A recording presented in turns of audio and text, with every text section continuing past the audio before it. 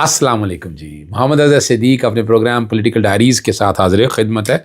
دسمبر کی سردی ویسے بڑی نہیں ہے یہاں لاہور میں، مری وغیرہ کچھ ایریاز یا آپ ناردرن ایریاز میں کہیں تو برف کافی پڑ چکی ہے، لیکن سردی کا ماحول بن چکا ہوا ہے، ٹھیک ہے نا جی۔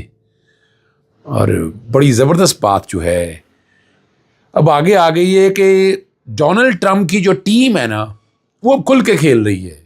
وہ علیحدہ بات ہے جنوری میں آنا ہے، لیکن وہ کھل کر کھیل رہی ہے۔ عمران خان کی رہائی کا کہہ کر یہاں بڑی مرچیں لگی ہوئی ہیں، کیا موجودہ حکومت کے حال برا ہوا ہے۔ اور رچرڈ گرنیل نے ناٹ فار لانگ ایک اور دھماکہ ڈال دیا، دھماکہ کٹ ڈالا، وہ کیا کیا ہے، ٹھیک ہے نا جی۔ اور جو جیو کی جو یو ایس ایڈ سے ملنے والی فنڈنگ بند کرنے کا اعلان بھی کر دی ہے۔ یہ میرے پاس خبر آئی ہے تاکہ آپ سمجھ سکے۔ پہلی جو بات ہے نا وہ بیک گراؤنڈ پہ چل رہا ہوگا کہ رچرڈ گرنیل نے جو ہے نا ناٹ فار لانگ کہہ کر ایک اور دھماکہ کر ڈالا اس نے۔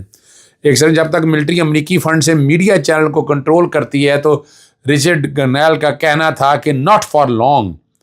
اور ایلچی جو ہے انہوں نے رچرڈ گرنیل نے جیو کی یو ایس ایڈ سے آنے والی فنڈنگ بند کرنے کا اعلان کر دیا۔ یعنی آپ نے اپنی موجودہ حکومت کو خوش کرنے کے لیے یہ کچھ کیا اور اس کا جواب کیا ہوا وہ سمجھ سکتے ہیں۔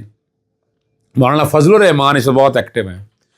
مولانا فضل الرحمان ایک بہت بڑا کردار ادا کر سکتے ہیں، لیکن ہمیشہ سے اسٹیبلشمنٹ میں کھیلتے آئے اور اسٹیبلشمنٹ کو ہارڈ ٹائم بھی دیتے ہیں۔ اور یہ موقع ایسا ہے کہ تمام سیاسی جماعتوں کو اکٹھا ہو کے ایک رولز آف دی گیم بنانے چاہیے۔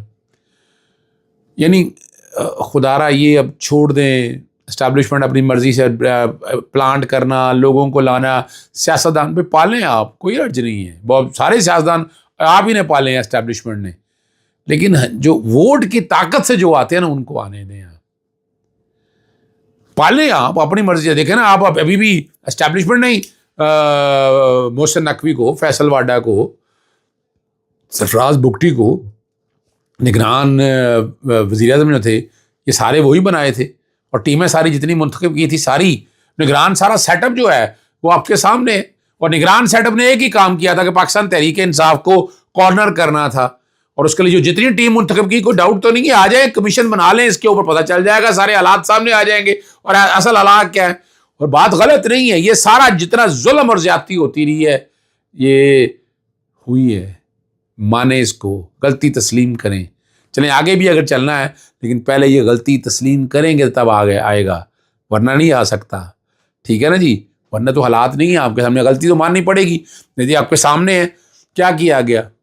الیکشن سمبل لے لیا، کس بنیاد پہ سمبل لیا؟ اور جسٹس قاضی فائز عیسیٰ جو آپ کا ریٹائرڈ سی جے ہیں انہوں نے بتا دیں، انہوں نے عمران خان سے بغض نکالا، وہ عمران خان کے بارے میں جب ان دنوں تھے تو ان کا ایک ریفرنس کیا بھیجا، اب ریفرنس جنہوں نے بھیجا وہ پتہ ہونا چاہیے تھا، یار جسٹس قاضی فائز کو پتہ نہیں تھا، وہ آپ ریکارڈ کے اوپر دیکھ لیں ان کے آج تک منی ٹریل نہیں آ سکا، لیکن یہ چیزیں اب کھل کے سامنے آ چکی ہوئی ہیں، اب جواب تو دینا ہے، آئے نا قوم کے سامنے، آئے سیمینار کریں، قاضی فائز عیسیٰ اگر بیٹھے سامنے ٹی وی چینل پہ بیٹھے، ہم آئیں گے، ہم بیٹھ کے سامنے گفتگو کریں گے ان کے ساتھ، پتہ چلے نا قوم کو کیا ہے۔ وہاں تو برداشت نہیں کر سکے، بڑی شکایات درج کرائیں، اور اوورسیز پاکستان نے جس طرح کھل کے اس کا ریئیکشن دیا وہ سارا کچھ ریکارڈ کے اوپر ہے، تو کھل کے سارا کچھ سامنے آ چکا ہوا ہے۔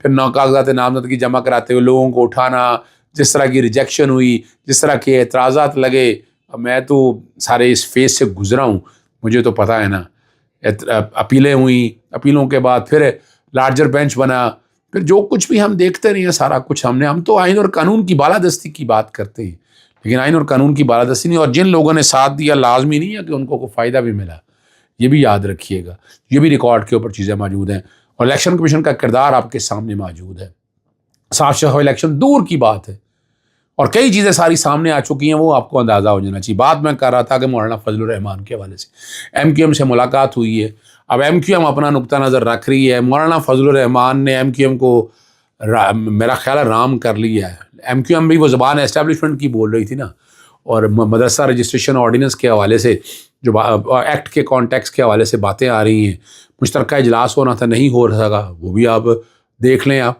لیکن مولانا فضل الرحمان اپنے کارڈ اچھے کھیل رہے ہیں، اسی لیے میں کہتا ہوں کہ پاکستان تحریک انصاف کو انگیج کرنا چاہیے، مولانا فضل الرحمان کو بھی، انہیں ANP کو بھی انگیج کرنا چاہیے، MQM سے بھی انہیں ملاقاتیں سب سے رکھنی چاہیے۔ میں دیکھیں سیاست کی بات کر رہا ہوں میں آپ کے سامنے، یہ میرا کوئی ذاتی ایجنڈا نہیں ہے، سیاست میں ان سب سے گفتگو تو کریں نا، ڈسکشن تو شروع ہو نا، پیر پگاڑو صاحب سے بھی ڈسکشن شروع ہو تاکہ چیز سامنے آ، کوئی نہ کوئی ایک کنسنسس ہو سکے گا۔ عمران خان سے ملاقات ہو کر ساری ڈسکشن ساری سامنے آ جائیں گی، ٹھیک ہے نا جی۔ اور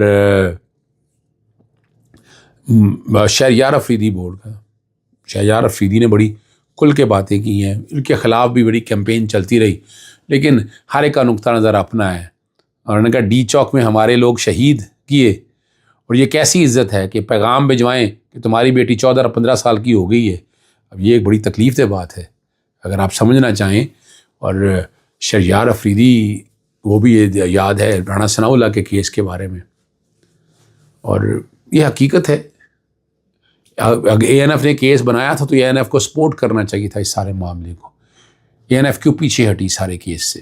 پیچھے تو نہیں ہٹنا چاہیے تھا، یہ کیس اگر بنا ہے اس کیس کو منطقی انجام تک لے جانا چاہیے تھا، اور یہ ضروری ہے، ہمارے اداروں کی ضروری ہے، اداروں کو اپنی ساکھ بحال کرنا بہت ضروری ہے۔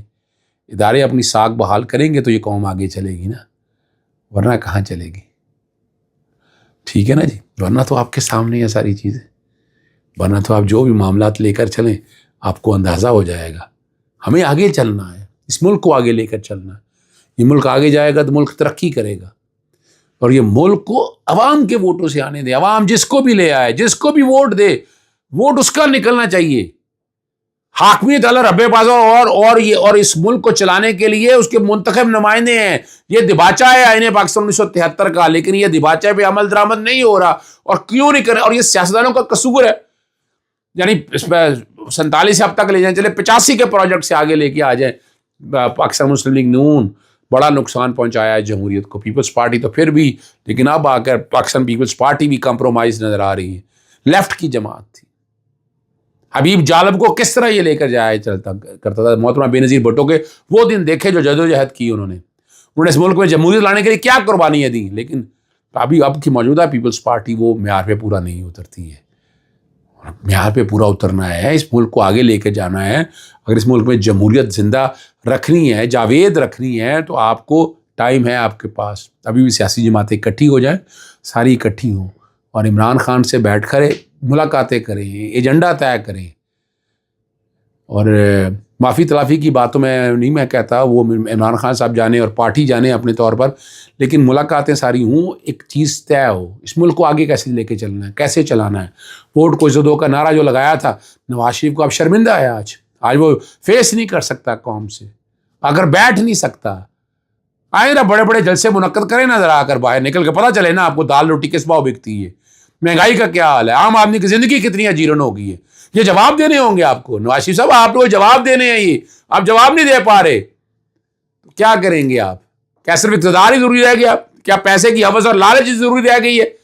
کیا یہ جائیدادیں ہی بنانا رہ گیا ہے؟ یار ملک کے لیے کوئی خدارا ایسے کام کرے جس سے یہ ملک آگے بڑھے، جس سے یہ ملک آگے چلے۔ میں اس ملک کی بات کر رہا ہوں۔ اجازت چاہتا ہوں، السلام علیکم، اللہ حافظ، پاکستان زندہ باد۔